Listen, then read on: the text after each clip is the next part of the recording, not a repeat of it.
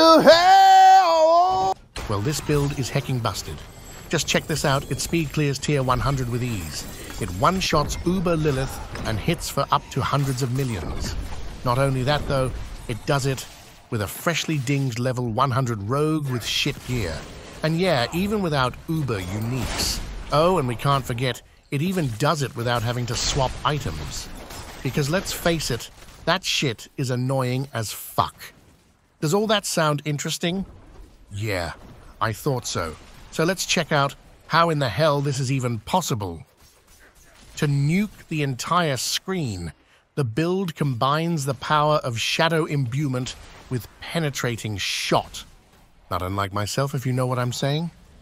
It then combines these two spells with overpower stacking and banished Lord's Talisman, as well as the Beastfall boots, making it so that every time we spend 300 energy and use our ultimate, we can bust all over everything Diablo 4 has to offer. To deal with survivability, the build uses concealment. Not only does this skill allow us to sneak around like a little bitch, but it also keeps resetting our shadow imbuement. And more shadow imbuments means more screens nuked, which is exactly what we want. Right? Yeah. Now that you have a basic understanding of this amazing build, let's go a bit more in depth and check out the gear and aspects required to make this build work. Let's start with the helmet. Here you're looking for Godslayer Crown for the biggest daddy damage possible. If you have Shaco, then use, it's also allowed. I'm not going to, however, because mine is on my barb and I'm lazy as fuck. To hide those big old titties, you're going to want a chest piece. On it, you want the stats that I have right here. You also need to grab Juggernaut's aspect to get that sick armor cap. On the gloves, there are some nasty ass stats. Nasty good, that is. Make all other classes jealous and grab double attack speed. You also want penetrating shot ranks, of course. I would, however, like to swap the imbued crit damage for overpower, but this one is fine as well. And for aspect, grab the trick shot aspect to make your penetrating shot go from a one-man show to a full-blown orgy, hitting a ton more targets. Now, if all you do is kill this fat fuck all day long, then that's absolutely fine. Trust me, I've been there. I would then suggest you to grab Thibaut's Will as pants. For everything else, however, grab pants with double resistances on them. You'll see why soon. Also grab Max Life, which I'm missing here, and damage reduction. The aspect right here is absolutely bonkers. Every time we use concealment, we're going to reset our shadow imbuement, and this aspect resets our concealment. So what does this mean? You're goddamn right, unlimited shadow imbuements? Hell yeah. For boots, you're going to want the Beastfall boots. The stats on this thing are pretty goddamn good, but what is nasty is the aspect on it. Whenever we use our ultimate, we more than double the damage of our next penetrating shot for an easy one shot. To proc this thing, I'm using Death Trap, which in itself is pretty damn useful. For weapon, I'm using the Sky Hunter. This grants us a free critical strike the first time we deal damage. This is one of the reasons I'm not stacking crit chance in this build. The other reason being that each time we break concealment, we also get a free crit strike. For Amulet, we have the Banished Lord's Talisman. This works by spending 300 energy, and then we explode with damage. A pretty neat amulet indeed. As I already stated, this rogue is freshly dinged, so try not to puke when you see my rings. Deal? All right. The two most important stats here are crit damage and max life. Other than that, you should be looking for overpower and crit damage with imbued skills. For aspects, I'm using the Icy Alchemist's aspect and aspect of the Expectant. Again, if all you care about is making Duriel eat shit, then you can swap Icy Alchemist's aspect for aspect of the Elements, for example, or Ring of Starless Skies. I'm using Icy Alchemist's aspect since it freezes enemies. We can then get 30% damage from Frigid Finesse from the skill tree and 25 from Cheap Shot in the Paragons, which is hecking nice. You probably know why we use Aspect of the Expectant. Yeah, you're right for Big Damn. As weapons, you're going to grab Condemnation and a one-handed sword with the same stats as I have.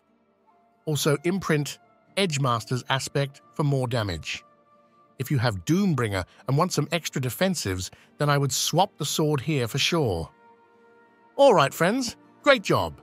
Gear and aspects are now done. Let's take a look at my nut-busting skill tree now. Oh, and drop a sub-Yar legend. You won't regret it. First off, we're going to be using the combo point Specialization. It's instantly going to take our penetrating shot, father 15 children, and become the ultimate daddy. As basic skills, I'm using Puncture. Not only a great way to get vulnerability, but also makes it so that we can use the tricks of the trade legendary node for 25% extra damage.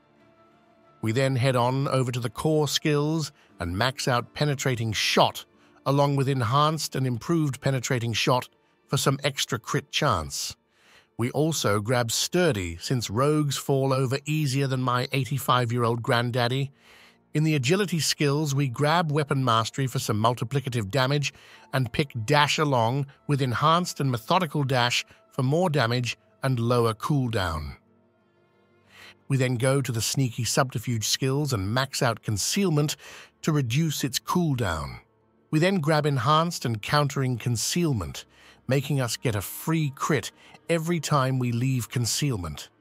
Absolutely amazing for one-shotting bosses. After that, we take Exploit and Malice for some extra multiplicative damage. In the Imbuement skill tree, we max out Shadow Imbuement for an ultimate damage increase. We then grab Enhanced and Mixed Shadow Imbuement for, you guessed correctly, even more damage. We also grab Shadow Crash and Consuming Shadows, as this will grant us a full energy bar whenever we explode on enemies. We also pick up Finesse. This one is absolutely bonkers when combined with Icy Alchemist's Aspect, granting us 30% multiplicative damage. After that, we go to the ultimate skills and pick up Death Trap. Prime and Supreme Death Trap is also great. By using this skill, we get a low cooldown ultimate for our Beastfall boots, as well as a way to pull in enemies. Pretty damn nice. After that, we grab all of these passives for some movement speed and a lot of extra damage. And lastly, our key passive, Precision. By using this, we have 3 ways of obtaining free critical strikes: Sky Hunter, Concealment, and Precision, so that we have permanent critical strikes. Not only that, though, it also grants us multiplicative damage when we stack critical strike damage. An absolute beast of a key passive. Well, damn, that's the skill tree. I have been edging you long enough now. You obviously want to see what my pet cuck friend is doing. Here on the right side, I'm using the same old boring setup. Flash of Adrenaline along with tactical and duration support for Big Damn. I'm also using Fortify support to grant us Fortify and damage reduction. If you have Genesis, then this is where you would put that. The other side is a bit more interesting. Here I'm using a full defensive setup with Reconstruct for healing. I'm also using Initiative support so that my pet doesn't fuck off all the time, Safeguard for defensives, and Gripping support to help stack up mobs. Now, if you have the Evernight Stone, then this is what I'd be running instead. Tempest instead of Reconstruct, along with Arcing and Frigid support. This would grant us a permanent uptime on Evernight, along with a widespread chill and freeze on all enemies, granting us a ton of damage and survivability. All right, friends, that's the Seneschal Construct, my pet cuck friend. Let's check out how to play this build, and then finish off with my amazing maxed out Paragon Board. For tier 100, you're going to want to be a sneaky little bitch. You're probably level 100 and don't need the normal mobs, so I usually skip those and use Concealment to find the elites. When I do, I use Death Trap and Shadow Imbuement to delete those fuckers, and then the cycle repeats. Pretty easy, huh? Now let's check out the boss killer. You want to spend 300 energy first and 6 stacks of precision, which you can do by just AFK shooting the air. When you've done that, you wait for your energy to come back up. After that, it's easy as fuck. Use 3 puncture to get your combo points and vulnerability, and then press all of your buttons, Death Trap, Shadow Imbuement, and lastly Concealment. As you can see, I've bound them to 2, 3, and 4, so I don't have to think. Perfect, since I'm a goddamn dummy. You then just press Penetrating Shot, and you shall see your enemy deleted. Nicely done. All you need now is the Paragon Board, and you'll be ready to delete everything in the game.